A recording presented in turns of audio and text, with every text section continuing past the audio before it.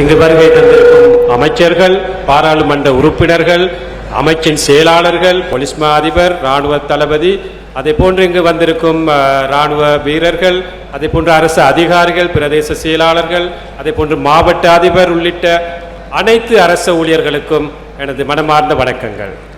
மாமே யாப்பனே දිස්ත්‍රික්කයට ඇවිල්ලා විවිධ අවස්ථාවල මෙහි වෙසෙන ජනතාව මුණ ගැහිලා තිබෙනවා. நான் பல தடவைகளில் யாழ்ப்பாணத்திற்கு வந்து வருகை தந்து இங்கிருக்கும் மக்களை சந்தித்திருக்கின்றேன். ඒ සෑම අවස්ථාවකටම වඩා සුවිශේෂී අවස්ථාවකට තමයි අද මා සම්බන්ධ වන්නේ. அந்த அனைத்து சந்தர்ப்பங்களையும் விட மிகவும் விசேடமான ஒரு சந்தர்ப்பமாகத்தான் நான் இந்த சந்தர்ப்பத்தை கருதுகின்றேன். යන් කවරක්වත් නෙවෙයි.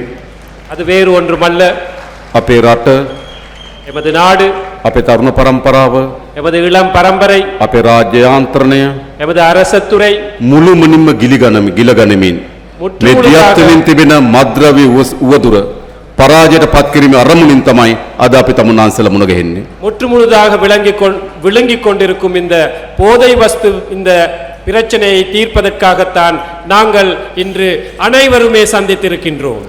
අපිට රටක් හැටියට විශාල බලාපොරොත්තු සහ අපේක්ෂාවන් තිබෙනවා.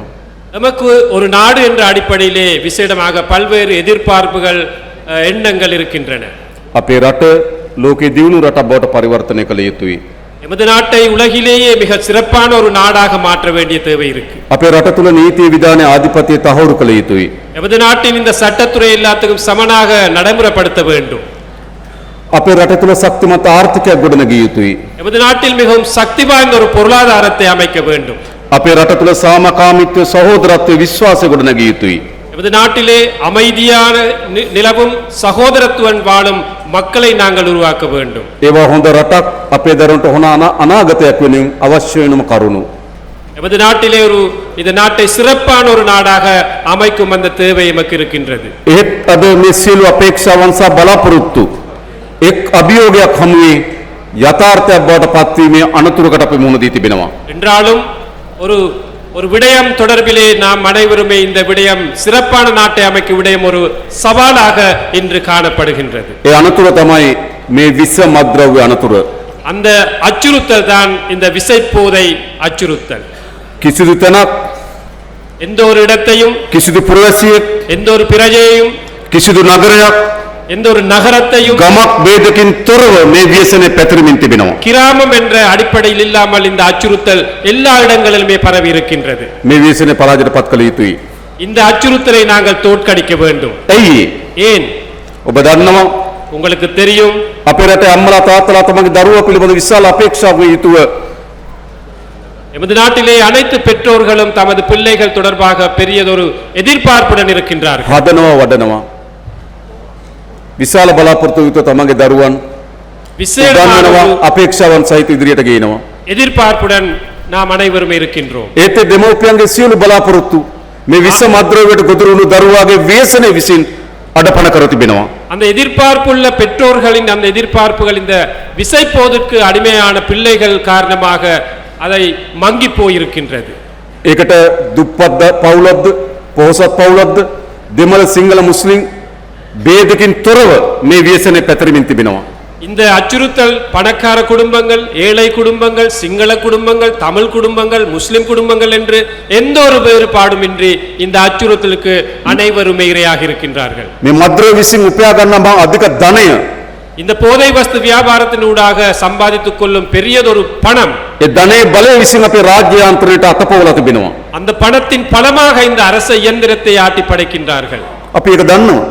எங்களுக்கு அது தெரியும். බන්ධනාගාර ඇතුලේ சிறைச்சாலைகளுக்குள் අත්අඩංගුවට පත්වන මේ ව්‍යාපාර කරමින් ඉන්නවා.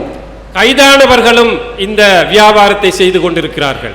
ඉතාමත් කාර්යක්ෂම සේවයක් අපේ පොලිසිය කරන ගමන් කීප දෙනෙක් මේ ව්‍යාපාරයේ ගොදුරු බවට පත් වී තිබෙනවා. மிகவும் ஒரு சிறப்பான சேவை போலீஸ் துறை நடாத்தும் அதே நேரத்திலே ஒரு சில போலீசார் இதற்கு இரையாகி இதற்கு ஆதரவு தெரிவித்து வருகிறார்கள். රේගු දෙපාර්තමේන්තුව அதே போன்று சுங்கவரி திணைக்களம்,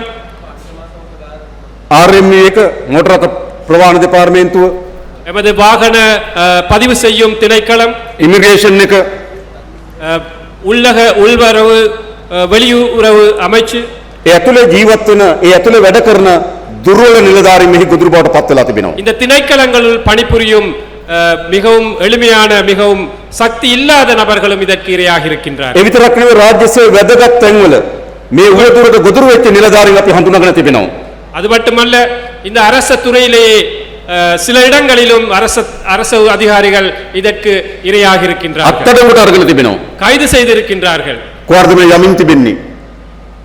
දරුවන් මේ රටේ මෙහි ගොදුරු බවට පත් වෙලා තිබෙනවා නම් රාජ්‍ය සේවය මේ මද්ද්‍රව්‍ය ව්‍යාපාරිකයන්ගේ ගොදුරු බවට පත් වෙමින් තිබෙනවා නම් අපි රටක් හැටියට ගමන් කරමින් තිබෙන කොහාටද කියලා මම තමුන්නාන්සලගෙන් දැනගන්න කැමතියි. எமது நாட்டு அரசு துறை, எமது நாட்டு பாதுகாப்பு துறை, எமது பெற்றோர்கள், சில பிள்ளைகள் இதற்கு இரையாக இருந்தால் இந்த நாட்டை நாங்கள் எங்கு கொண்டு போய் சேர வேண்டும்? ඒ නිසා අනිවාර්යෙන් මේ ව්‍යාපාරය පරාජයට පත් කරන්න ඕන. ஆகவே கட்டாயமாக இந்த அச்சுறுத்தலை நாங்கள் தோற்கடிக்க வேண்டும். මේ ව්‍යාපාරය වර්ධනය කෙසේද? இந்த இந்த இந்த துறை அபிவிருத்தி அடைந்தது ஏன், வளர்ந்தது ஏன்? ප්‍රධාන වශයෙන් දේශපාලන රැකවරණය මේ කුඩු ව්‍යාපාරයන්ට තිබුණා.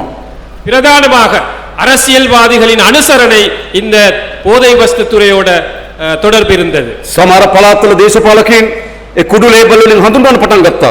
சில பகுதிகளிலே அரசியல்வாதிகளை அந்த போதை வஸ்துன்ற பெயரை சொல்லித்தான் அழைத்தார்கள். අපි ඔබට එක සහතිකයක් දෙන්නම්. நாங்கள் உங்களுக்கு ஒரு உறுதியை வழங்குகிறோம். නැවත අපේ රටේ කුඩු ව්‍යාපාරිකයන්ට දේශපාලන රැකවරණ නොලැබෙන ආණ්ඩුවක් මේ රටේ ජනතාව ගොඩනගලා තිබෙනවා. மீண்டும் ஒரு தடவை இந்த நாட்டிலே அந்த போதை வஸ்துக்கு இரையான அல்லது போதை வஸ்துடன் தொடர்பு இல்லாத ஒரு அரசாங்கத்தை நாங்கள் கட்டியெழுப்புகின்றோம். அதை தொடர்ந்தும் நாங்கள் நடாத்தி செல்கிறோம். සමහර වෙලාවට මේ මැඩපවත්වන තියෙන ආයතනවල சில நேரம் இதை தடுக்க இருக்கும் சில நிறுவனங்களில் கூட ප්‍රධානීන් මේ ඇත්තක එකට ගනුදෙනු කර බව එළිදරව් වෙලා තිබෙනවා. பிரதான நபர்கள் கூட இந்த போதை வஸ்துவுடன் தொடர்பு இருக்கின்றது எங்களுக்கு தெரியும். අත්අඩංගුවට ගන්න කෙනා கைது செய்ய நாங்கள் செய்திருக்கின்றோம். නිදාස් කරන තණ්ඩ සාක්ෂි ගොනු කරලා තිබෙනවා. அவற்றை சாட்சிகளுடன் அவர்களுக்கு தண்டனை வழங்குவதற்கு நாங்கள் தயாராக இருக்கின்றோம். නීතිය ඉටු කරන තිබෙන ආයතන சட்டத்தை நடைமுறைப்படுத்த இருக்கும் நிறுவனங்கள் ඒ ඉහළම පුටුමෙහි ආධිපත්‍යයට යටත් කරගෙන තිබෙනවා. තිබුණු ඉතිහාසයක් තිබෙනවා. அதில் மேல்மட்டத்தில் நபர்களை கூட இந்த வியாபாரத்துடன் தொடர்புபடுத்தி இருக்கின்றார்கள் அந்த வியாபாரிகள். ඒවද වාර්තා වෙනවා. அவற்றை நாங்கள் நிறுத்த வேண்டும். මා හිතන අපේ ආරක්ෂක ලේකම්තුමා, நான் நினைக்கின்றேன் எமது பாதுகாப்பு செயலாளர், අපේ මහජන ආරක්ෂාව පිළිබඳ ලේකම්තුමා, எமது பொதுமக்கள் பாதுகாப்பு அமைச்சர், අපේ පොලිස්පතිතුමා, எமது போலீஸ் மா அதிபர், අපේ ත්‍රිවිධ හමුදාවේ ප්‍රධානීන් எமது முப்படை தலைவர்கள் මේ කිසිවෙක් එම පාතාලේ හෝ කුඩු ව්‍යාපාරිකයන්ගේ ගොදුරු බවට පත් නොමැති බව මා සහතික කරලා කියන උන් ලෑස්ති මේ වැඩේ කරන්න. இவர்கள் யாருமே இந்த பாதாள உலக கோஷ்டிகளுடன் அல்லது போதை வஸ்து வியாபாரிகளுடன் தொடர்பு இல்லை என்பதை நான் உறுதியாக கூறுகின்றேன். කාලයක් මේ නිලධාරීන් මිලදී ගත්තා. ஒரு காலகட்டத்திலே இந்த அதிகாரிகளை காசு கொடுத்து வாங்கினார்கள், கொள்வனவு செய்தார்கள். அந்த කාලයක් මේ அதிகாரிகள். නිලධාරීන් උන්ට යටත් වෙලා වැඩ කරා. ஒரு காலகட்டத்தில் இந்த அதிகாரிகள் போதை வஸ்து வியாபாரிகளுக்கு அடிபணிந்து අද செயல்பட்டார்கள். මුළුමනින්ම වෙනස් වී තිබෙනවා. இன்று முற்று முழுதாக மாறி இருக்கின்றது. මේ අත්අඩංගුවට ගැනීම සඳහා තිබෙන යාන්ත්‍රණය පිරිසිදු වී තිබෙනවා. இந்த கைது செய்ய இருக்கும் இந்த துறை இன்று சுத்தமாக இருக்கின்றது. හැබැයි තාමත් තැනින් තැන අපිට සමහර ඒවා වාර්තා වෙනවා. ஆனால் இன்னும் சில இடங்களிலே ஒரு சில சம்பவங்கள் நாங்கள் கேள்விப்படுகின்றோம். මා ඒ සියලු නිලධාරීන් ඉල්ලන්නේ කරුණා කරලා ගනුදෙනුව අත්හරින්න. நான் அந்த அனைத்து அதிகாரிகளிடம் கேட்டு நிற்பது அந்த தொடர்புகளை இன்றே நீங்கள் விலக்கி விடுங்கள். තෝරගන්න පාරවල් දෙකයි තියෙන්නේ. எங்களுக்கு தேர்ந்தெடுப்பதற்கு 2 பாதைகள் தான் இருக்கின்றன. එක්ක ගනුදෙනුව අත්හරින්න, ஒன்று அந்த தொடர்பை நீக்குங்கள், එක්ක රාජකාරීන් ඉවත් වෙන්න. அல்லது அந்த துறையிலிருந்து நீங்கள் நீக்குங்கள். කුඩු ව්‍යාපාරිකයන් පාතාලයන් සමග ගනුදෙනු කරමින් அந்த රාජකාරිය කරන්න කිසිත් ඉඩක් නොදෙන බව සාතික කරනවා. அந்த போதை வஸ்து தொடர்புடன் இருப்பவர்கள் எமது அரசு அதிகாரிகளில் உள்ள தொடர்புகளை நாங்கள் முற்றாக நீக்குவோம். මා දන්නවා මේ පොලිසිය ආරක්ෂක හමුදාව මේ සඳහා විශාල වේශධාර නිලධාරීන් ඉන්නවා. எங்களுக்கு தெரியும் பாதுகாப்பு துறையிலே போலீசார் எவ்வளவோ கஷ்டப்படும் தலைவர்கள் காணப்படுகின்றார்கள். ඒ නිලධාරීන්ට කරන නිගරුවක් තමයි අර මද්ද්‍රව්‍ය ජාලයත් එක්ක සම්බන්ධ වෙලා ඉන්න නිලධාරීන්. அந்த அதிகாரிகளுக்கு சிறப்பாக செயல்படும் அதிகாரிகளுக்கும் ஏளனப்படுத்தும் சம்பவம் தான் போதை வஸ்து விற்பனையாளர்களுடன் தொடர்பு கொள்ளும் அந்த ஒரு சில அதிகாரிகள். ඒ නිසා කිසිදු පසුබෑමකින් තොරව අපි මේ මද්ද්‍රව්‍ය වැටලීම සඳහා තිබෙන රාජ්‍ය යාන්ත්‍ර ශක්තිමත් කිරීම සහ පිරිසුදු කළ යුතු මේ අභියෝගයට අපි මුහුණ දෙන්න. ஆகவே எந்த ஒரு பின்னடைவும் இல்லாமல் இந்த போதை வஸ்து ஒழிப்பு திட்டத்தை நாங்கள் முன்னெடுப்போம், அதை முற்றுமுழுதாக நாங்கள் தடுப்போம் என்று கூறிக்கொள்ள விரும்புகிறோம். කාලයක් අපිට කිව්වා පොලිසිය මහත්තයට ඔත්තුව දෙන්න බයයි. ඔත්තුව දුන්නට පස්සේ කුඩු ව්‍යාපාරිකයා අතට දුන්නේ කවුද කියලා යනවා. ஒரு காலத்திலே ஒரு கருத்திருந்தது சமூகத்திலே, ஏதாவது போதை வஸ்து தொடர்பான தகவலை போலீசாரிடம் சொன்னால் அந்த தகவல் போதை வஸ்து வியாபாரியின் காதிலே அவற்றை கேட்கப்படும் என்று. ඒවා තැන තැන සිද්ධ වුණු පොඩි සිදුවීම්. அவை சில இடங்களிலே ஏற்பட்ட சில சம்பவங்களாகும். හැබැයි ඒක සමස්ත පොලිසියටම ඒක නිගරුවක් බවට පත් වෙලා තිබෙනවා. ஆகவே ஒட்டுமொத்த போலீசாருக்கும் அது ஒரு கீழ்த்தரமான சம்பவமாக இருந்தது. එනිසා වෙනස් කළ යුතුයි. ஆகவே அதை நாங்கள் நிப்பாட்ட வேண்டும். ඒ විතරක් නෙවෙයි අපේ රටේ පොදු ජනතාව அது மட்டுமல்ல, எமது நாட்டின் பொதுமக்கள் මේ වෙන විශාල වෙනසක් දරිය යුතුයි.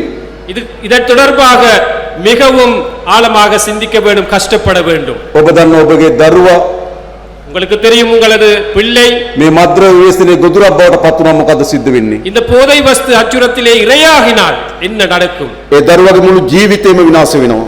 அந்த பிள்ளையின் முழு எதிர்காலமுமே இருண்ட ஒரு எதிர்காலம். දෙමෝපියන් මහත් බලාපොරොත්තුගේ දරුවා හැදුවේ. பிள்ளைகள் பெரும் எதிர்பார்ப்புடன் தான் பிள்ளைகளை வளர்ப்பார்கள். ඒ බලාපොරොත්තු මුළුමනින්ම කඩා වැටෙනවා. அந்த எதிர்பார்ப்புகள் முற்றாகவே சரிவடையும். ගම ඇතුලේ කුඩු ගෙදරක් කියලා නින්දාවට භාජනය වෙනවා. கிராமத்திற்குள் ஒரு போதை வஸ்துக்கு அடிமையான குடும்பம் என்று முழு கிராமமே அவற்றை ஓரம் காட்டுவார்கள். පොදු ජනතාවට මුහුණ දෙන්න බැරි තත්ත්වයක් ඇති වෙනවා. மக்களுக்கு முகம் கொடுக்க இயலாத ஒரு நிலை ஏற்படும். මුළු ගොදුරම මුළු ගෙදරම මෙහි ගොදුරක් බවට පත් වෙනවා. முழு வீடே அதன் இரையாக மாறும். නින්දාව අපහාස ලැබෙනවා. மிகவும் ஏளனமான இதுகள், வெட்கமான சம்பவங்கள் අපි இடம்பெறும். දක්වන විශාල තරුණයන් ප්‍රමාණයක් මේ ගොදුරු බවට පත් වෙලා තිබෙන බව. எமது நாட்டிலே இளைஞர்கள் கணிசமானவர்கள் இந்த அச்சுறுத்தலுக்கு இரையாக ඒ இருக்கின்றனர். මේ රටේ අම්මා තාත්තගේ දරුවෝ அது இந்த நாட்டு பெற்றோர்களுடைய பிள்ளைகள். හැම අම්මා තාත්තා වගේ මේ දරුවට අපේ අම්මලා තාත්තලා ආදරය කරා. எல்லா பெற்றோர்களையும் போன்று அந்த பிள்ளைக்கு அந்த பெற்றோர்களும் அன்பாக இருந்தார்கள். හැබැයි ඒ දරුවට අනාගතයක් නැති තත්ත්වයකට පත් වෙලා තිබෙනවා. ஆனால் அந்த பிள்ளை இன்று சமூகமே ஓரம் கட்டும் நிலைக்கு ඒ தள்ளப்பட்டிருக்கிறது. නිසා රජයක් හැටියට තියෙන වගකීම මොකද්ද? ஆகவே ஒரு அரசு என்ற அடிப்படையிலே அரசாங்கத்துக்கு இருக்கும் பொறுப்புகள் මේ என்ன? ව්‍යසනයේ පරාජයට පත් කළ යුතුයි. இந்த அச்சுறுத்தலை தோற்கடிக்க வேண்டும். ඒ කිසිසේත්ම ආපසු හරවන ව්‍යායාමයක් නොවන බවට මා ඔබට සහතික කරනවා. இந்த நடவடிக்கையை ஒருபோதும் பின்னால் கொண்டு போக மாட்டோம், இதை முன்னோக்கி கொண்டு செல்வோம் என்று நாங்கள் இந்த நேரத்திலே கூற விரும்புகிறோம். මේ උතුරේ තරුණයන් කාලයක් இந்த வடக்கில் இளைஞர்கள் ஒரு காலம் යුද්ධයක පැටලිලා විශාල විනාශයකට ගියා. யுத்தத்தில் சிக்கி மிகவும் பாரிய இன்னல்களுக்கு முகம் கொடுத்தார். දෙමෝපියන් තමන්ගේ දරුවා ගැන සැකයෙන් බියෙන් ජීවත් වෙන්න පටන් ගත්තා. பெற்றோர்கள் தமது பிள்ளைகள் தொடர்பாக மிகவும் வேதனையுடன் கவலையுடன் இருந்தார்கள். ඒ යුද්ධය අවසන් වෙලා කෙටි කාලෙකදී නැවත මේ පළාත් யுத்தம் முடிவடைந்து ஒரு குறுகிய காலத்திலே இந்த பகுதி ක්‍රමානුකූල පියවරෙන් පියවර படிப்படியாக මේ මද්ද්‍රව්‍ය වල ගොදුරු බවට පත් වෙමින් තිබෙනවා. இந்த போதை வஸ்து அச்சுறுத்தலுக்கு இரையாக இருக்கின்றார்கள் அந்த இளைஞர்கள். අපිට ගොඩක් හම්බුනම කියන්නේ මොකද්ද? எங்களுக்கு பெரும்பான்மையான மக்கள் கூறுவது என்ன? අපේ පළාත්වලත් எமது பகுதிகளிலும் දැන් මේ ව්‍යසනය ඇවිල්ලා තිබෙනවා. இந்த அச்சுறுத்தல் பரவி இருக்கின்றது. මොනවාරි කරලා අපිට බේරලා දෙන්න කියලා අපෙන් ඉල්ලනවා. ஏதாவது செய்து இதிலிருந்து மீட்டு தாருங்கள் என்று கேட்கின்றார்கள். ගෙදරක දෙයක් තියාගන්න බෑ. ஒரு ගමක வீட்டில் දෙයක් තියාගන්න බෑ. ஒரு පොදු දේපලක් තියාගන්න බෑ. මේ සියල්ල ஒரு பொருளை මේ මද්ද්‍රව්‍ය வைத்துக் ගොදුරු බවට පත් වෙලා තිබෙනවා. ஒரு பொருளை வைத்துக் கொள்ள இயலாது, ஒரு சொத்தை வைத்துக் கொள்ள இயலாது, பணத்தை வைத்துக் கொள்ள இயலாது. இது இந்த அனையுமே இதற்கு இரையாக இருக்கின்றது. ඒ නිසා දේශපාලන අධිකාරිය අපි තිර තීරණයක් කරන් තියෙනවා මේ පරාජයට පත් කරන බව. ஆகவே அரசியல் தலைவர்கள் என்ற அடிப்படையிலே ஒரு முடிவெடுத்திருக்கின்றோம், இதை எப்படியாவது நாங்கள் நிறுத்துவோம் என்ற முடிவு. අපි ශ්‍රී ලංකා පොලිසිය අපේ ත්‍රිවිධ හමුදාව තිර අධිකරණකින් ඉන්නවා මේ පරාජයට පත් කළ යුතු බව. எமது பாதுகாப்பு தரப்பினர், எமது போலீஸ் துறை மிகவும் உறுதியாக இருக்கின்றார்கள் இந்த அச்சுறுத்தலை தோற்கடிப்போம் என்று. හැබැයි අපිට ජනතාවගේ සහාය අවශ්‍යයි. ஆகவே எங்களுக்கு மக்களாகிய உங்களது ஒத்துழைப்பு ஆதரவும் தேவைப்படுகின்றது. මේ ව්‍යසනයේ ගම් නියම් ගම් දක්වා පැතිරලා තිබෙනවා. இந்த அச்சுறுத்தல் கிராம மட்டம் வரையும் நகரம் மட்டம் வரையும் எல்லா இடங்களிலுமே பரவி இருக்கு. එනිසා මේ ව්‍යසනයේ පරාජයට පත් කරන ජනතාවගේ අවබෝධය ජනතාවගේ සහාය අවශ්‍යයි. ஆகவே இந்த அச்சுறுத்தலை தோற்கடிப்பதற்காக மக்களுடைய ஒத்துழைப்பு ஆதரவும் கட்டாயம் தேவைப்படும். මම ඔබෙන් එකක් අහනවා. நான் உங்களிடம் ஒரு கேள்வியை கேட்கின்றேன். මේ ව්‍යසනයේ පරාජයට පත් කළ යුතුද නැද්ද? இந்த அச்சுறுத்தலை தோற்கடிக்க வேண்டுமா வேண்டாமா? ඕම්. පරාජයට පත් කළ යුතුයි. ஆமாம், தோற்கடிக்க வேண்டும். අපි ලෑස්ති දේශපාලන අධිකාරිය අපේ රාජ්‍යාන්තර ලෑස්ති අපට තමුන්නාසලගේ සහාය වුණා. அரசியல் தலைவர்கள் என்ற அடிப்படையிலும் அரச துறை என்ற அடிப்படையிலும் இதை தோற்கடிக்க நாங்கள் முன் வந்திருக்கின்றோம். ඒ මද්ද්‍රව්‍යවලට ඇබ්බැහි වුණු කෙනා ගමේ තවදුරටත් සැඟවුණු කෙනෙක් නෙවෙයි ගමේ අය දන්නවා. அந்த போதை வஸ்துக்கு அடிமையானவர் தொடர்ந்தும் ஒளிந்து திரிய இயலாது. அந்த ஊராக்கள் தெரியும் யார் யார் போதை வஸ்துக்கு அடிமையாக இருக்கின்றார்கள். ගමට ඇවිල්ලා මේක විකුණන කෙනා හැංගිලා නැහැ ගමේ අය දන්නවා. போதை வஸ்து வியாபாரம் செய்பவரும் அந்த ஊராக்கள் தெரியும். හැබැයි මොකද වෙලා තියෙන්නේ? ஆனால் என்ன நடந்திருக்கு? ගමේ අයට බයෙ ඉන්නවා. ஊராக்கள் அல்லது அந்த கிராமத்து மக்கள் அவருக்கு பயத்தில் இருக்கிறார்கள். කියන්න බයයි. சொல்வதற்கு பயம், හැප්පෙන්න බයයි. அவருடன் மோதுவதற்கு பயம். ඒ නිසා බයට සැඟවිලා ඉන්නවා.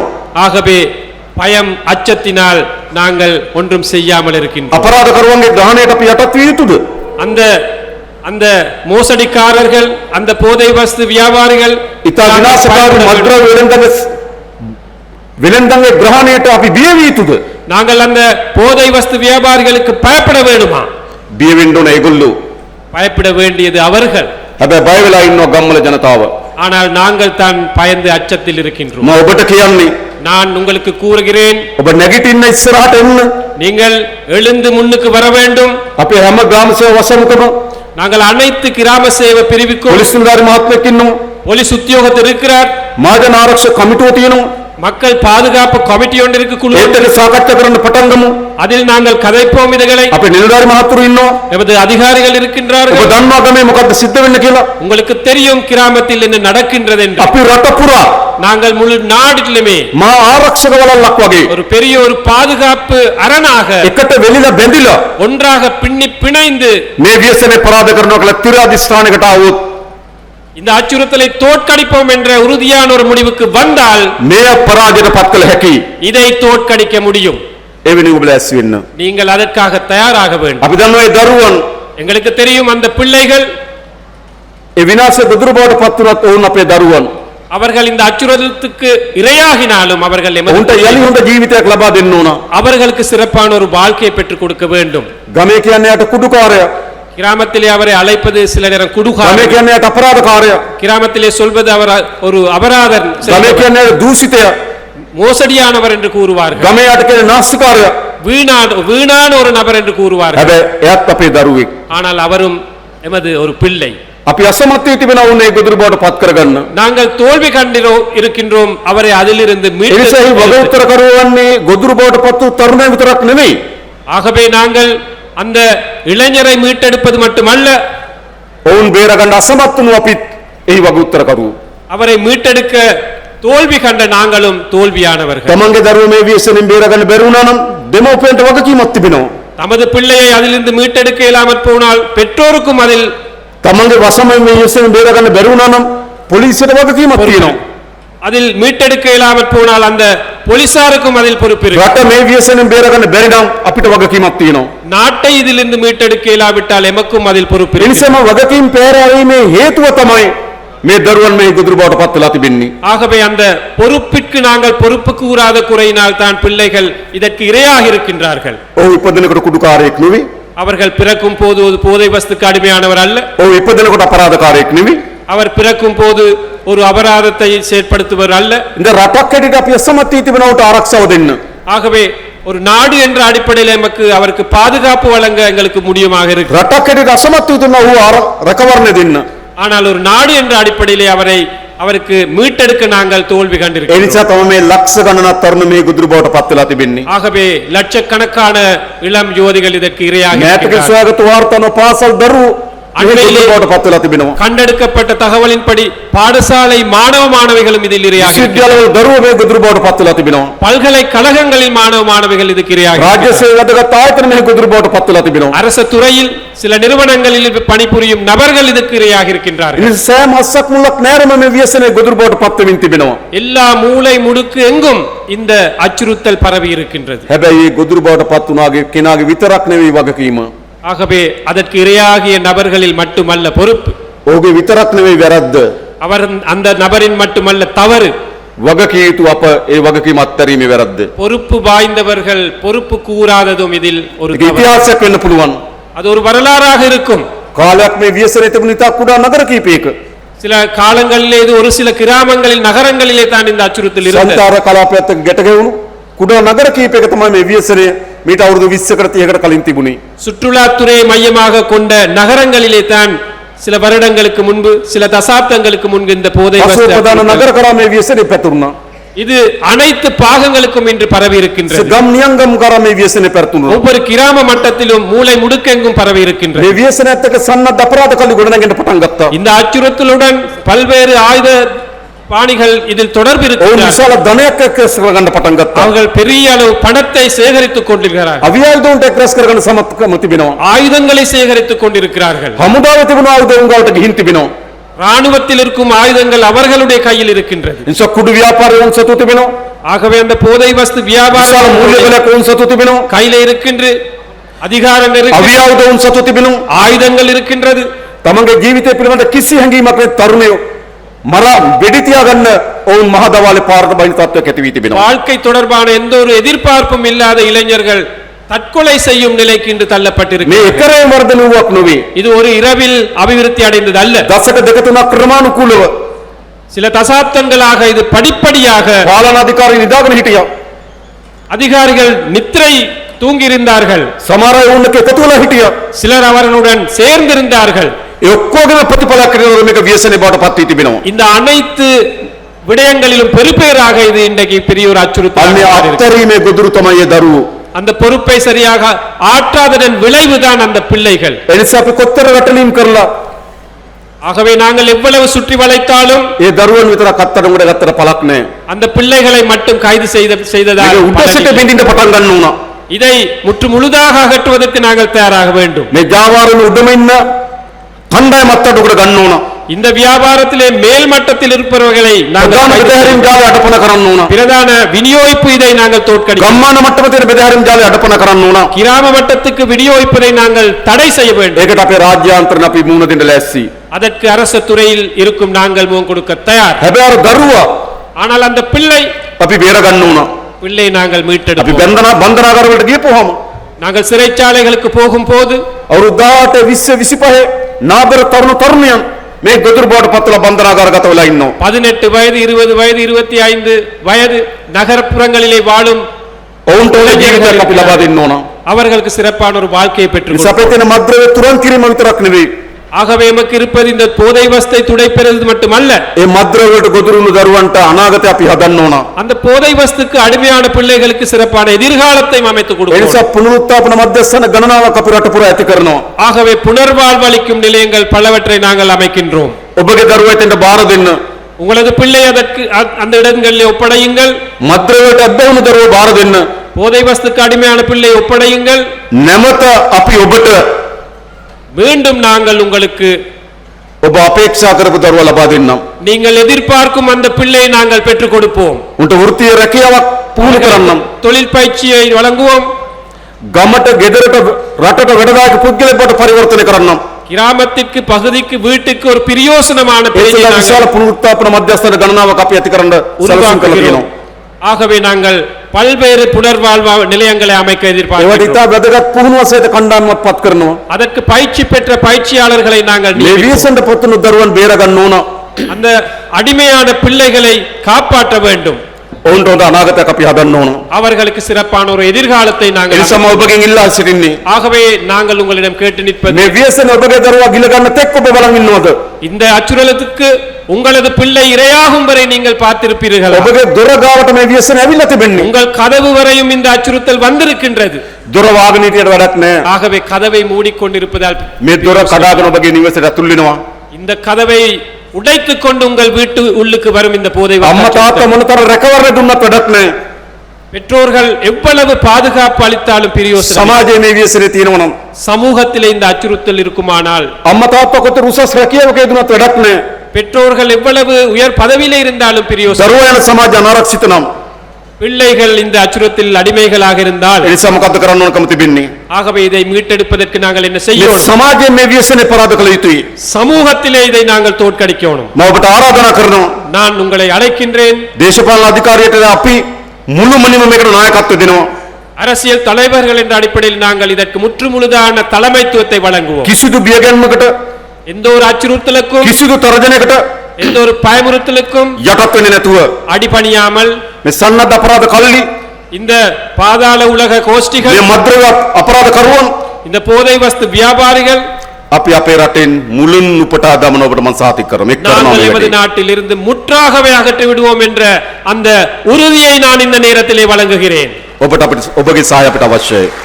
உங்களது ஆதரவு எங்களுக்கு தேவைப்படுகிறது එයි ஏன் මේ ව්‍යසනය තමයි අපේ රට මුළුමනින්ම බිඳවට්ටන්න හේතු වී තිබෙනවා. இந்த අச்சுறுத்தல் எமது நாட்டையே முற்றுமுழுதாக கவிழ்த்த முடியுமான ஒரு விடை අපිට අවශ්‍ය හොඳ රටක්. எங்களுக்கு தேவை ஒரு சிறப்பான நாடு අපේ සිංහල දෙමළ මුස්ලිම් සියලු ජනයා සහෝදරත්ව ජීවත් වන රටක් අපිට ඕන. எமது நாட்டிலே சிங்களம் தமிழ் முஸ்லிம் என்ற வேறுபாடு இல்லாமல் நாங்கள் அனைவரும் ஒன்றாக வாழும் ஒரு நாடு දශක தேவை. ගණනාවක් අපි අනකොට ගත්තා. பல தசாப்தங்களாக நாங்கள் දශක ගණනාවක් අපි செய்தோம். සැකයෙන් වෛරයෙන් ක්‍රෝධයෙන් ජීවත් වුණා. பல தசாப்தங்களாக நாங்கள் சந்தேகத்தால் இருந்தோம் මොනවද අපිට ලැබුණේ? என்னது எங்களுக்கு மிந்தியது යුද්ධ තිබුණා.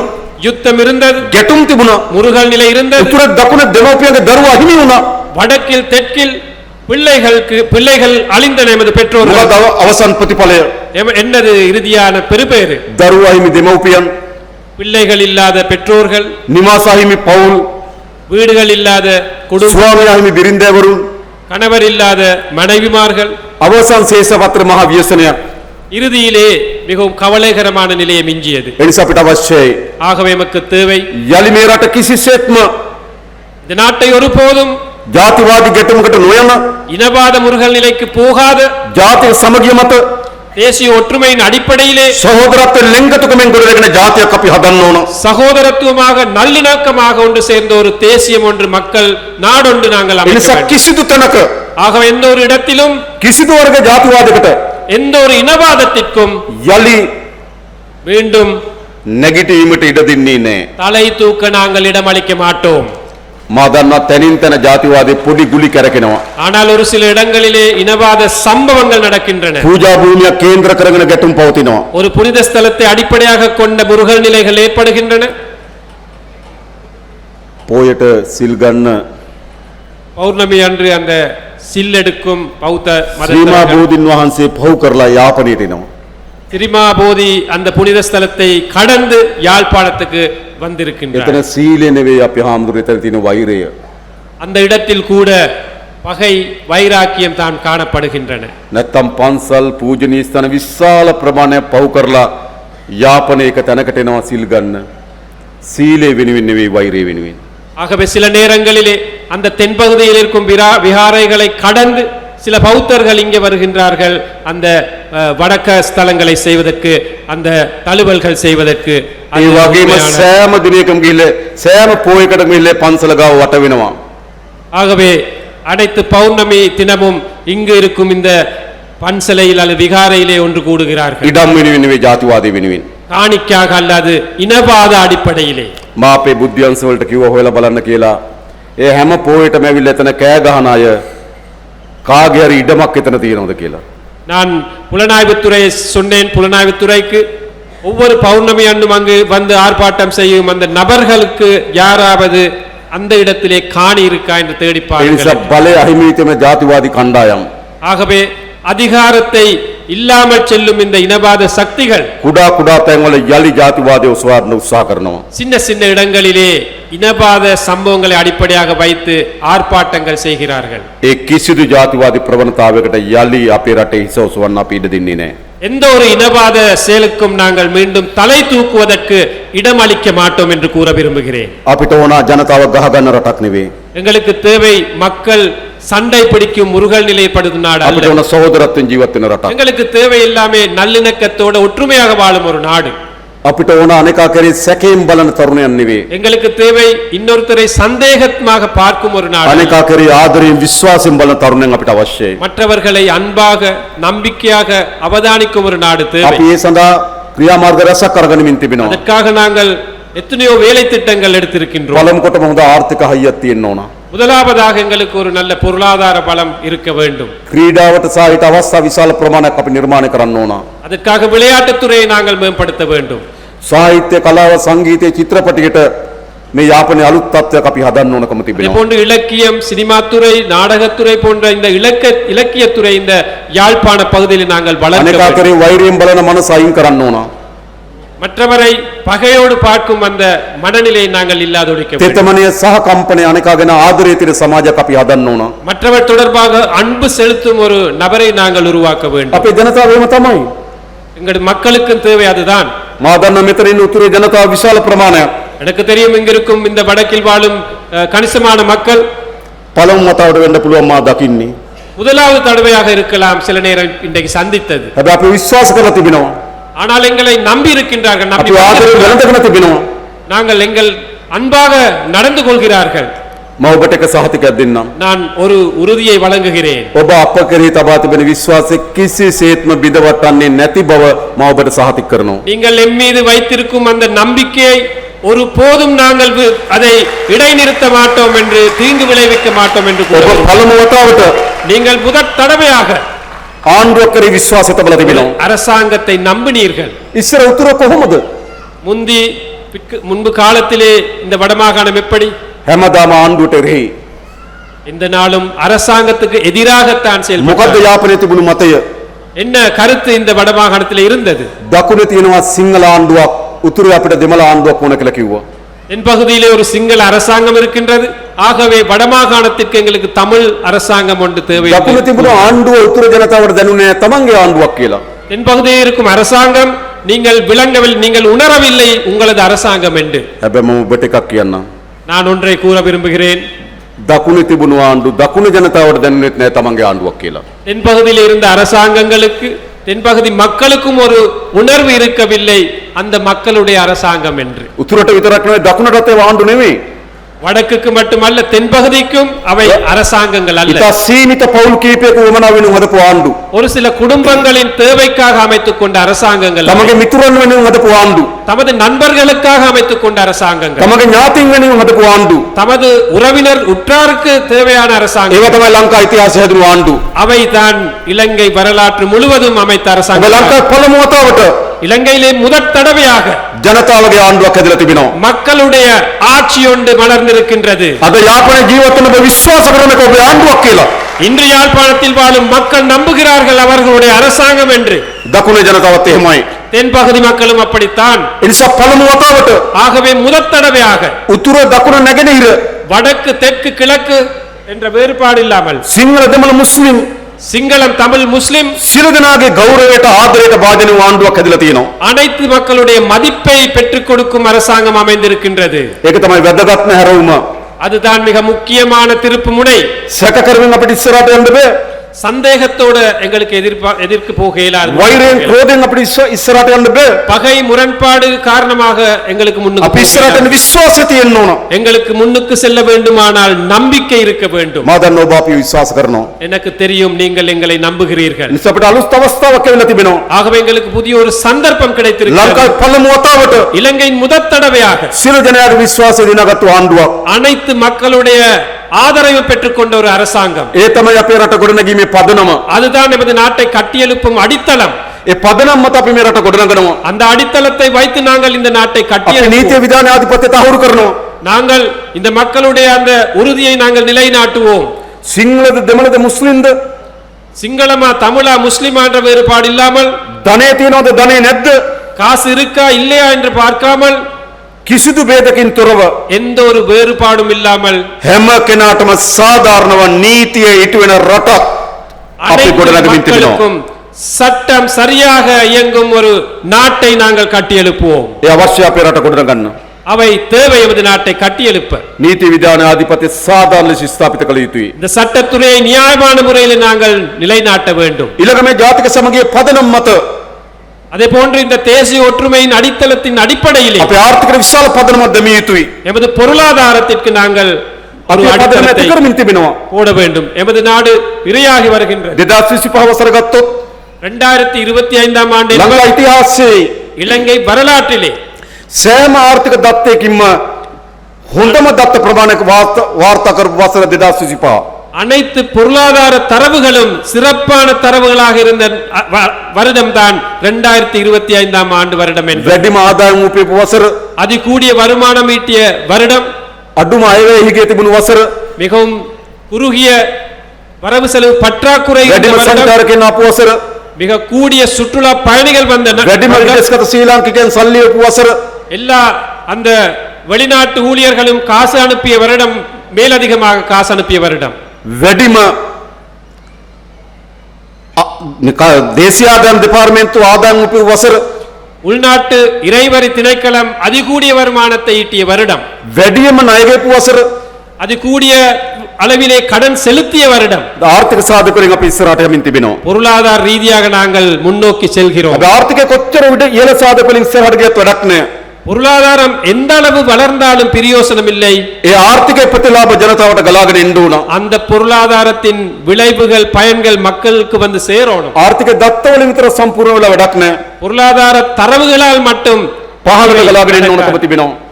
கீழ்மட்டம் வரை இதை செல்ல வேண்டும். ඉතින් අපි ඒ සඳහා நாங்கள் அதற்காக මේ අවුරුද්ද නිවාස 50000කට වඩා වැඩි ප්‍රමාණයක් මේ අවුරුද්දේ මුල් ගල තබලා වැඩ අවසන් කරන ගෙවල් 50000ක් ගෙවල් නැති මිනිස්සුන්ට இந்த வருடத்தில் மட்டும் கிட்டத்தட்ட 50000க்கும் மேற்பட்ட வீடுகளை அடிக்கல் நாட்டி இந்த வருடத்திலேயே நிறைவு செய்வதற்காக நாங்கள் මේරට எதிர்பார்க்கிறோம். ගොඩනගන ශක්තිමත් රාජ්‍ය සේවයක් වුණා. அதே போன்று இதை நடைமுறைப்படுத்த எங்களுக்கு உறுதியான ஒரு அரசுத்துறை தேவை. වසර ගණනාවකට පසුව பல வருடங்களுக்கு பின்பு රාජ්‍ය සේවයට 75000ක් බඳව ගන්න තීරණය කරලා තිබෙනවා. அரசுத்துறைக்கு 75000 பேர் இணைத்துக் கொள்வதற்கு முடிவு செய்திருக்கிறோம். පොලිසියට බඳව ගන්නවා நாங்கள் போலீஸ் துறைக்கு இணைத்துக் கொள்கிறோம். 10000 පොලිසියට බඳව ගන්නවා. 10000 பேரை நாங்கள் போலீசாராக இணைத்துக் கொள்கிறோம். මම අපේ යාපනයේ අම්මලා තාත්තලාගෙන් ඉල්ලා හිටිනවා. நான் இந்த யாழ்ப்பாண பெற்றோர்களிடம் கேட்டு நிற்பது, අපිට අවශ්‍ය දෙමළ භාෂාවෙන් කතා කරන නිලධාරීන් ඉන්න පොලිසියක්. எங்களுக்கு தேவை தமிழ் மொழியிலே செயல்படும் போலீசார். පොලිසියට ගිහලා පැමිණිල්ල කරන්න තමන්ගේ භාෂාවෙන් පැමිණිල්ල ලියාගන්න නිලධාරියෙක් ඉන්න ඕන. போலீஸ் துறைக்கு போலீஸ் நிலையத்துக்கு போனால் அந்த முறைப்பாடு தமிழ் மொழியிலே செய்யக்கூடிய நபர்கள் இருக்க வேண்டும். දැනට ඒ වගේ හිගයක් තියෙනවා. போலீஸ் துறையிலே அவ்வாறான ஒரு குறைபாடு இருக்கின்றது. ඒ නිසා මේ පොලිසියට ඔබගේ දරුවන් බඳවා ගන්න. ஆகவே போலீஸ் துறைக்கு இணைத்துக் கொள்ள நாங்கள் අපි தயாராக ත්‍රිවිධ හමුදාවට නිලධාරීන් බඳවා ගන්න තීරණය අරන් තිබෙනවා. முப்படைகளுக்கும் நபர்களை இணைத்துக் கொள்ள நாங்கள் එවන් ඔයගොල්ලෝගේ දරුවන් ඒවට அவற்றுக்கு உங்களது பிள்ளைகளை அனுப்புங்கள். අපිට ඕන හැම භාෂාවෙන්ම කතා කරන පොලිසිය. எங்களுக்கு தேவை அனைத்து மொழிகளிலும் செயல்படக்கூடிய අපිට අවශ්‍ය நபர்கள். හැම භාෂාවම නිපුණතාවය තියෙන හමුදාවක්. நமக்கு தேவை எல்லா மொழிகளிலும் சிறப்பான ஒரு முப்படை. ඒතර තමයි හැම කෙනාට සමාන බව දැනෙන්නේ. அப்பத்தான் எல்லாருக்குமே ஒரு சமனான ඒ නිසා අපි ආර්ථික ප්‍රතිලාභ පහලට ගලාගෙන යවන්නම්. ஆகவே பொருளாதாரம் கீழ்மட்டம் வரையும் கடந்து வரும். මේ දිට්ඨිය කුණාටුවේ විනාශ වුණු කුසිකර්මාන්තර අපි වන්දි ගෙවනවා. සතුන් නැතුණා නම් ඒවට වන්දි ගෙවනවා. திட்வாசுலி இந்த சூறாவளியில் பாதிக்கப்பட்ட நபர்களுக்கு நாங்கள் உதவிகளை செய்து வருகிறோம். අපිට ඕන ආර්ථික ප්‍රතිලාභ ගම්වල ජනතාවට ගලාගෙන යන ආර්ථිකයක් හදන්න. எங்களுக்கு தேவை அந்த பொருளாதாரத்தின் விளைவுகள் பயன்கள் கீழ்மட்டம் வரையும் கடந்து வரணும். අපි හිතනවා நாங்கள் நினைக்கிறோம் අපේ රටේ දුප්පත්කම මුලින් නුපුටා දමන ආණ්ඩුව බවට අපේ ආණ්ඩුව පත් වෙනවා. எமது நாட்டிலே வறுமையை ஒழித்து கட்டும் அரசாங்கமாக எங்களது அரசாங்கம் திகழும் என்பதை நான் கூற விரும்புகிறேன். කිසිදු පවුලක් எந்த ஒரு குடும்பமும் ඉන්න නිවාහනක් නැතුව, ஒரு வீடு இல்லாமல், හොඳ ආදායම් මාර්ගයක් නැතුව, ஒரு வருமான வழி දරුවන්ට இல்லாமல், අධ්‍යාපනයක් නැතුව, பிள்ளைகளுக்கு கல்வி இல்லாமல், නිරෝගී සම්පන්න ජීවිතයක් නැතුව, ஒரு நல்ல சுகாதாரத்துறை இல்லாமல், මානසික නිදහසක් නැතුව ஒரு உளரீதியான நிம்மதி இல்லாமல் කිසිදු පවුලක් අපේ රටේ ජීවත් වෙන්න ඕනේ எந்த නැහැ. ஒரு குடும்பமும் எது நாட்டிலே வாழக்கூடாது. අපිට කාලයක් යයි. அதற்கு சில காலங்கள் අපේ අපේ கடக்கலாம். අපේක්ෂාවක් තිබෙනවා. ஆனால் எங்களது எதிர்பார்ப்பு ஒன்று இருக்கு. අපේ රටේ හැම අම්මා තාත්තා කෙනෙකුටම எமது நாட்டில் அனைத்து பெற்றோர்களுக்கும் නොතමින්න ගෙයක් දොරක්, நனையாமல் இருக்க ஒரு வீடு, දරුවන්ට හොඳ අධ්‍යාපනයක්, பிள்ளைகளுக்கு நல்ல கல்வி, නිරෝගී සම්පන්න ජීවිතයක්, நல்ல சுகாதாரத்துறை, හොඳ ආදායම් මාර්ගයක් நல்ல வருமான வழி, මානසික නිදහස සහිත පුරවැසියන් බවට පත් කරන්න. உள ரீதியாக ஒரு நிம்மதியான நபர்களை பிரஜைகளை நாங்கள் உருவாக்க ඒක வேண்டும். තමයි හිනාව පිරුණු මුහුණ අපිට හම්බෙන්නේ. சிரிப்பு புன்சிரிப்பு உள்ள முகங்களை நாங்கள் ඒක காணோம். තමයි අපිට සතුටින් පිරුණු මිනිස්සු මුණ ගැහෙන්නේ. அப்போதுதான் சந்தோஷமாக இருக்கும் நபர்கள் நாங்கள் ඒක சந்திப்போம். තමයි දුක වියලුණු මිනිස්සු අපිට මුණ ගැහෙන්නේ. அப்போதுதான் கவலை இல்லாத மனிதர்கள் சந்திப்போம். අපිට එහෙම රටක් ගොඩනැගීමේ අපේක්ෂාව තියෙනවා.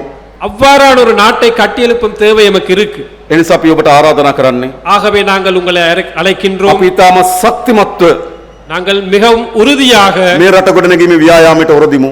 இந்த நாட்டை கட்டியெழுப்பும் அந்த செயல்பாட்டுடன் මා දන්නවා මේ ஒன்றிணைவோம். විශාල කාර්යභාරයක් තියෙන අපේ රාජ්‍ය නිලධාරීන්ට. இதில் மிகப்பெரிய பங்கு எமது அரசு මෙතන அதிகாரிகள் ඉන්න ග්‍රාම සේවක මහතුරු, இங்கு இருக்கின்றார்கள். கிராம சேவக ආර්ථික සංවර්ධන உத்தியோகர்கள், නිලධාරීන්, பொருளாதார அந்த டிஓமார்கள், ඒ වගේම සමෘද්ධි නිලධාරීන්, அதே போன்று சமுர்தி මේ உத்தியோகத்தர்கள், ආදී පහළ ශේෂ්ත්‍ර වැඩ කරන ග්‍රාම මට්ටමේ වැඩ කරන නිලධාරි මහතුරු ඉන්නවා. கிராம மட்டத்திலே பணிபுரியும் நபர்கள் இருக்கின்றீர்கள். අපි විශාල මුදල් ප්‍රමාණයක් ගමේ සංවර්ධන සඳහා මේ අයවැය ලේඛනය වෙන් කරලා තිබෙනවා. நாங்கள் இந்த கிராமத்தை கட்டியெழுப்புவதற்காக பெருமளவு நிதியை ஒதுக்கி இருக்கின்றோம். හැබැයි ඒවා වියදම් කරලා වැඩ කරන්න පුළුවන්කම ලැබෙන්නේ තමුන්වහන්සේලා වැඩ කරොත් විතරයි. அவற்றை சரியான முறையிலே பயன்படுத்த முடிவது நீங்கள் මේ சரியாக අවුරුද්දේ අපි මේ යාපනයේ ගම්වල පාරවල් හදන වෙන් කරා. கடந்த வருடத்திலே ගම්වල පාරවල් හදන වෙන් කරා කීයද? யாழ்ப்பாண வீதிகளை புனரமைப்பதற்கு நாங்கள் ஒதுக்கினோம் 250 million. 250 மில்லியன் ரூபாய் ஒதுக்கினோம். ඉතින් විශාල මුදල් ප්‍රමාණයක් අපි වෙන් කරා. பெரிய ஒரு நிதியை நாங்கள் මේ උතුරු පළාත ගම්වල පාරවල් හදන මිලියන 5000ක් වෙන් කරා. இந்த வடமாகாணத்திலே பாதைகள் புனரமைப்பதற்காக 5000 மில்லியன் ரூபாய் ஒதுக்கினோம். හැබැයි සමහර සල්ලි ඉතුරු වෙලා ආවා. ஆனால் கொஞ்சம் மீதியாகி திரும்ப அரசாங்கத்துக்கு போனது. ඉතුරු කරන්න එපා. මේ අවුරුද්දේ විශාල මුදල් ප්‍රමාණයක් ගම්වල සංවර්ධනයට එවලා තියෙනවා. ඔයගොල්ලෝ වැඩ කරන්න ඒ මුදල් ටික ගමේ ජනතාවට අවශ්‍ය වෙන පහසුකම් ටික හදන්න මැදිහත් වෙන්න. ஆகவே நிதியை செலவழிக்காமல் திரும்ப அனுப்பாமல் அந்த கிராமத்தின் அபிவிருத்தியை நீங்கள் செயல்படுத்துவதற்காக செயல்படுங்கள் என்பதை நான் ඒ கேட்டுக்கொள்கிறேன். වුණත් අපේ ජනතාවගේ ජීවිතය ඉතා ඉක්මනින් වේගවත් උසස් කරන්න පුළුවන්. அப்போதுதான் நமது இந்த மக்களுடைய அந்த வாழ்க்கை தரத்தை வேகமாக எங்களுக்கு உயர்த்த முடியும். ඉතින් ගොඩක් අපිට වැඩ තියෙනවා. நிறைய வேலைகள் பணிகள் எங்களுக்கு இருக்கின்றன. හැබැයි වැඩ අතර ප්‍රධානම වැඩේ මේ මද්ද්‍රව්‍ය උදුර අපි තුරන් කරන්න ඕන. அந்த அனைத்து பணிகளுக்குள்ளும் இந்த போதை வஸ்து அச்சுறுத்தலை தோற்கடிப்பது பிரதானமான ஒரு பணியாக ஏற்றுக்கொள்ளுங்கள். අවියාවිදගත සන්නද්ධ අපරාධකරුවන් ඉන්න විනාශ කරන්න ඕන. பாதாள உலக கோஷ்டிகள் ஆயுதமேந்தி இருக்கின்றார்கள், அவரை ஒழித்து கட்ட வேண்டும். මද්ද්‍රව්‍ය ව්‍යසනය විනාශ කරන්න ඕන. இந்த போதை வஸ்து அச்சுறுத்தலை நாங்கள் ஒழித்து கட்ட வேண்டும். මේ ව්‍යසනයෙන් අපේ ගම්, අපේ නගර, අපේ ජාතිය මුදව ගන්න ඕන. இந்த அச்சுறுத்தலில் இருந்து எமது கிராமம், நகரம், அந்த பகுதி, நாடு அனைத்தையும் நாங்கள் மீட்டெடுக்க ඒ வேண்டும். වෙනුවෙන් අපි හැමදෙනාම එක්ව වැඩ කරමු කියලා ඉල්ලා සිටමින් මම නතර වෙනවා. බොහොම ස්තුතියි. නන්රි වණக்கம். இந்த அனைத்து காரியங்களையும் செயல்படுத்துவதற்கு நாங்கள் அனைவருமே ஒன்றிணைந்து செயல்படுவோம் என்று கூறிக்கொண்டு நிறுத்திக் கொள்கின்றேன். நன்றி, வணக்கம் என்று கூறிக்கொண்டு